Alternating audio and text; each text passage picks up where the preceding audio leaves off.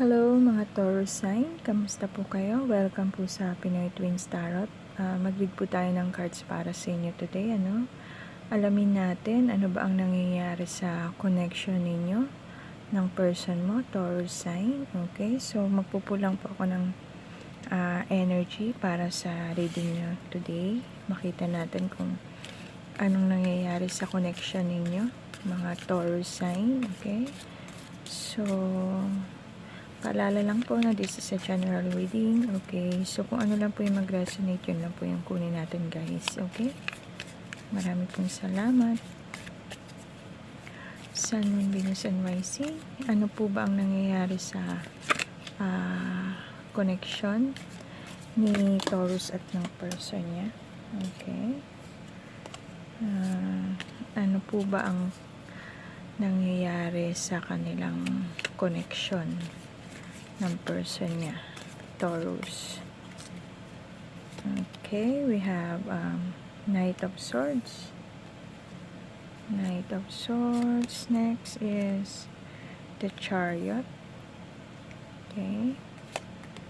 Next is, okay, reverse. The Hierophant. Reverse. And reverse ulit. Ten of Swords, reverse. Okay. And the Lovers. Wow. Okay. Yan po yung inyong energy sa connection nyo ngayon, no? Ng iyong person, Taurus sign. Okay, so mag-start na po tayo ng reading. Meron po kayong Knight of Swords, okay? Ang Knight of Swords po ay this kind of person is very stubborn, okay? Meron siyang pag nagdesisyon siya, very determinado siya, no? Kung ano yung kanyang napagdesisyonan, yun na, okay? And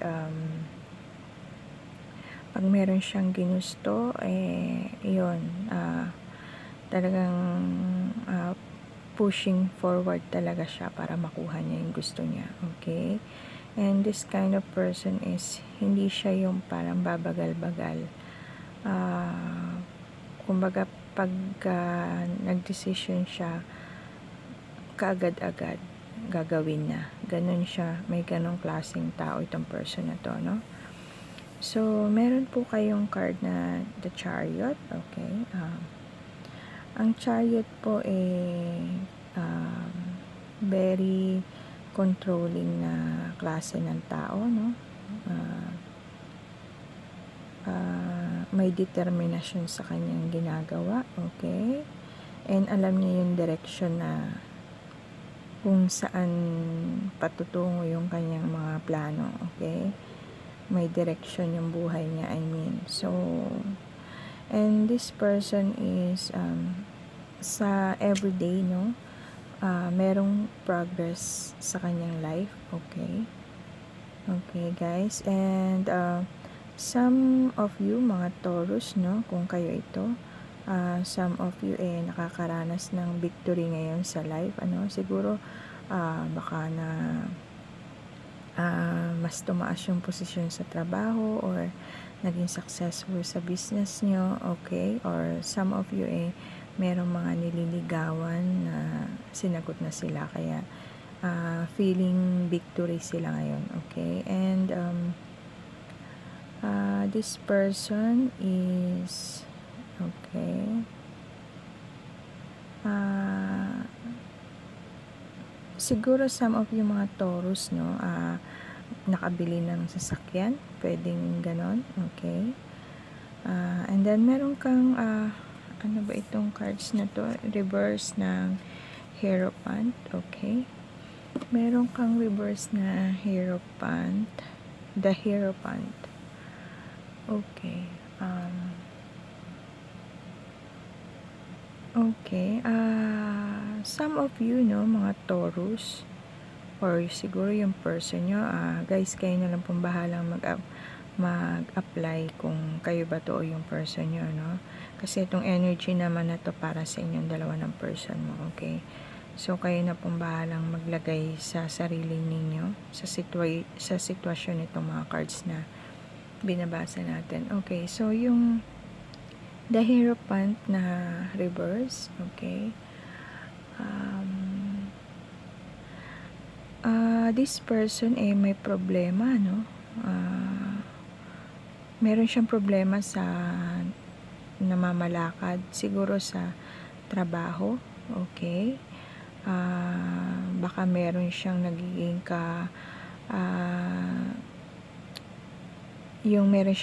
ka-argumento sa trabaho, okay. Kasi parang may problema siya sa kanyang pinagtatrabahuhan, ano. And this person is kumbaga hindi siya gaya-gaya. Meron siyang originality, okay. Ito yung tao na yun. Meron siyang originality, hindi siya nanggagaya, okay. And then meron kang 10 of Swords na reverse, okay. 10 of Swords na reverse is, okay, it's a new start, okay, and some of you ay naka-recover na sa mga dinadanas na hirap, no, okay, or sa problema, okay, or sa pain, naka-recover na, and some of you nakapag-patawad na, okay, and some of you naka-move on na. Kung ano man yung masama o masakit na nangyari sa inyo, move on na kayo, mga Taurus, okay. So, meron kayong card na ganun dito. And napatawad nyo na kung ano man, kung sino man yung nagkasala sa inyo, okay. So, ang gusto nyo lang ngayon magkaroon ng new start, okay, without your person. I think itong energy nyo hiwalay kayo, no, Taurus. Hiwalay kayo ng person nyo. Okay? O hindi pa totaling hiwalay. Slight, pa lang. Slight na paghihiwalay pa lang. Baka may possibility pa na magkabalikan, ano, Taurus. Kasi meron kang lovers. Okay? Yung lovers po, ang ibig sabihin nito, okay, merong attraction sa isa't isa, okay, very romantic, okay, pagmamahalan ito so I think meron lang kayong slight na paghihiwalay or tampuhan, no, kasi meron kayong lovers na card. I feel na magkakabalikan pa kayo, okay, and then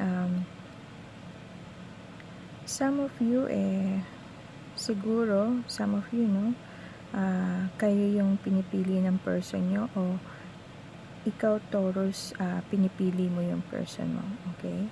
So may ganun siya, itong card na to. And okay,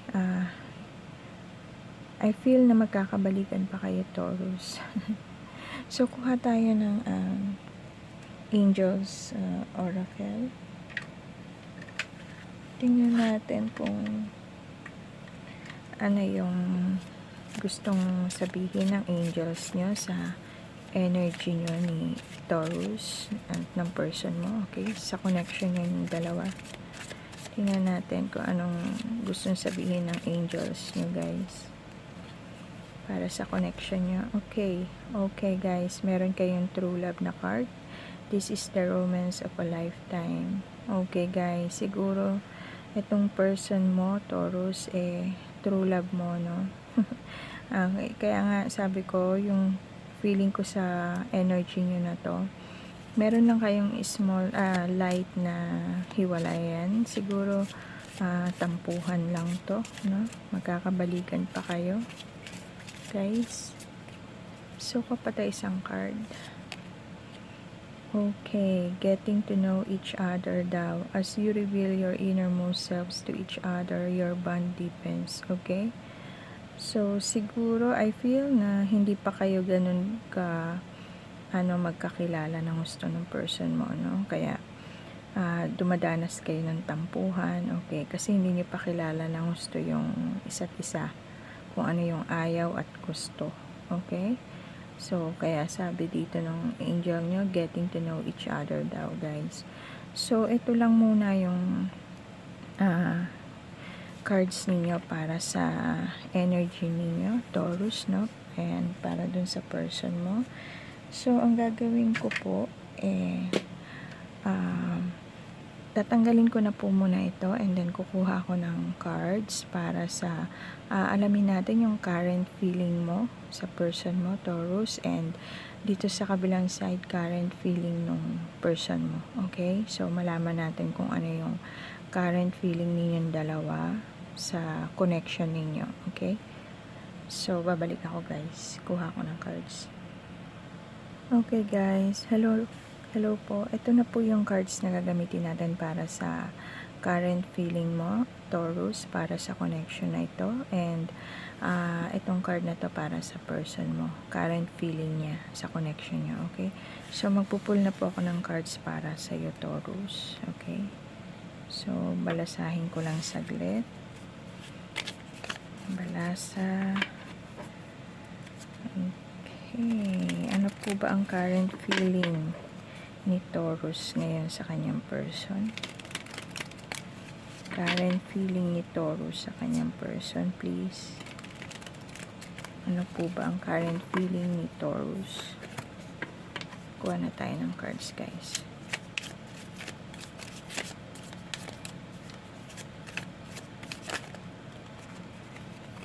Okay. Pull na tayo ng cards. Okay. You have 9 of Pentacles. The Emperor. The Hermit.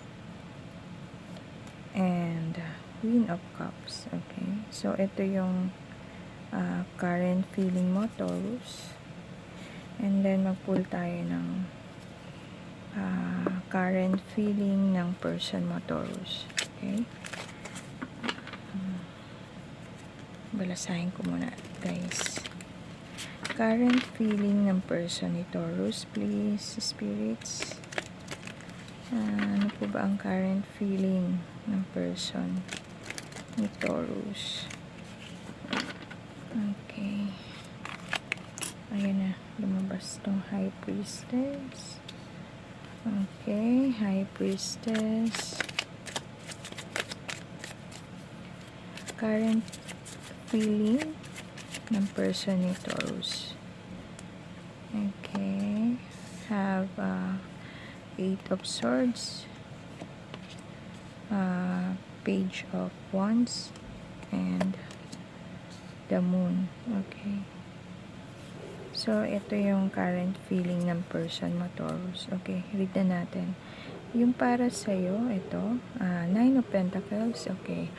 Ang 9 of Pentacles po is very abundance kind of person, and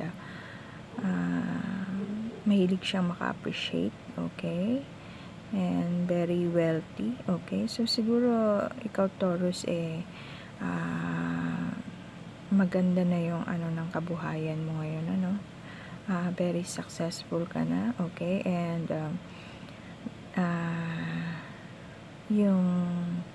yung reward mo dahil sa paghihirap mo sa buhay mo, tinatamasa mo na ngayon. Okay. So, yun yung feeling mo ngayon, no? Very successful ka na, and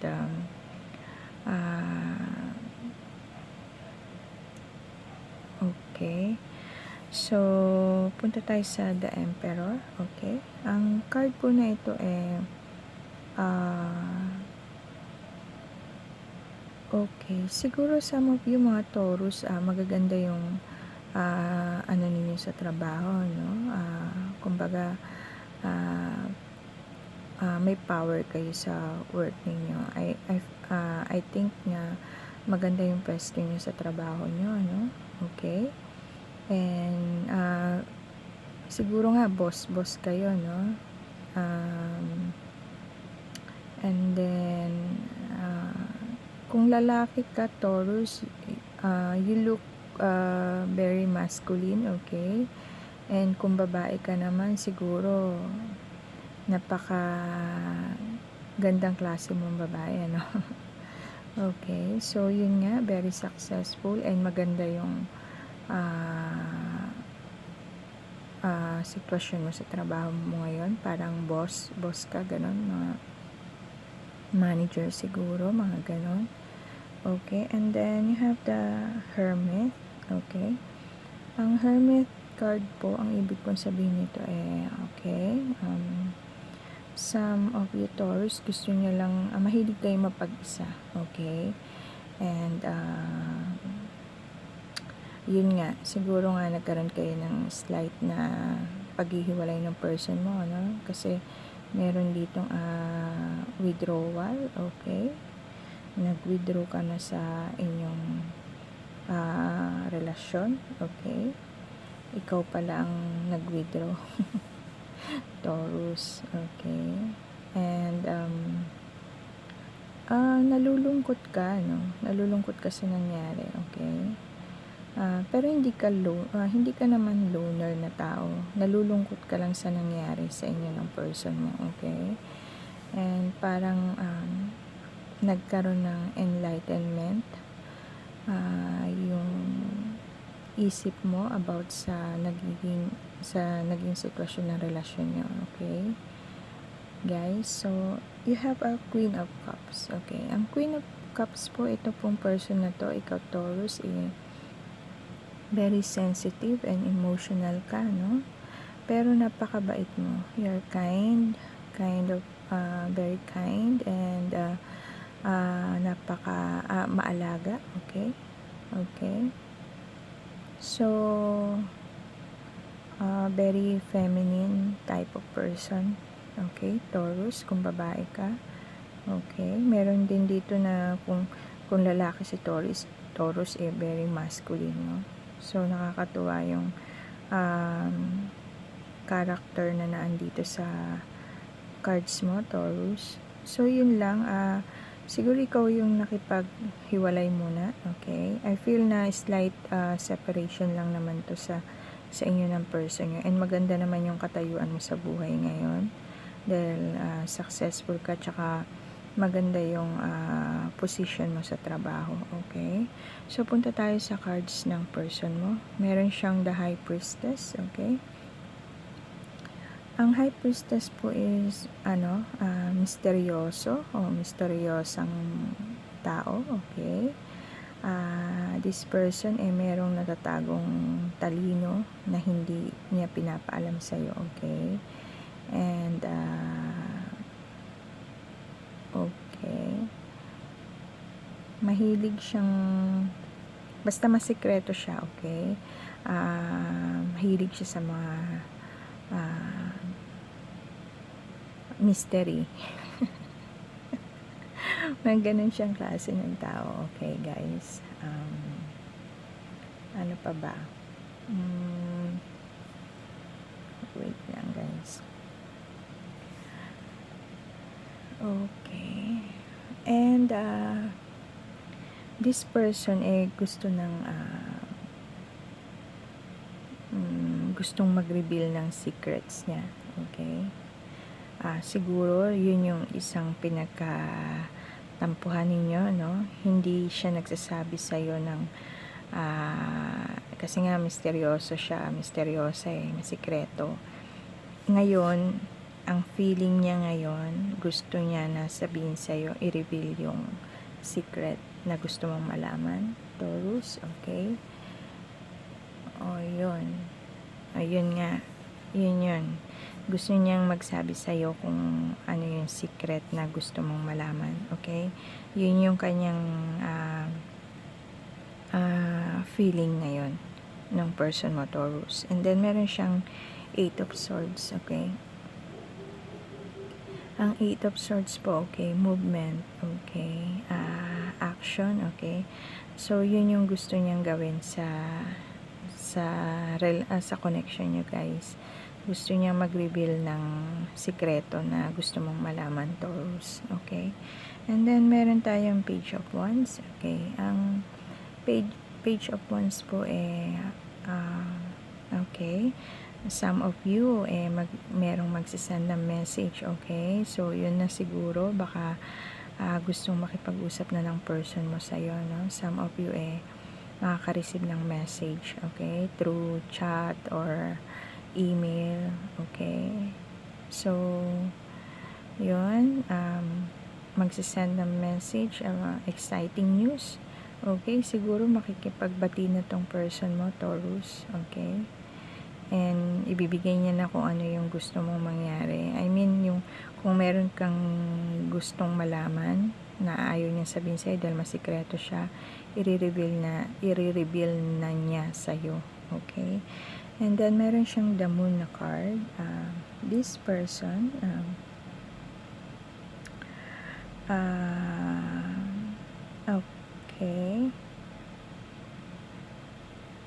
okay, nagdi-dream siya sa'yo, no, guys?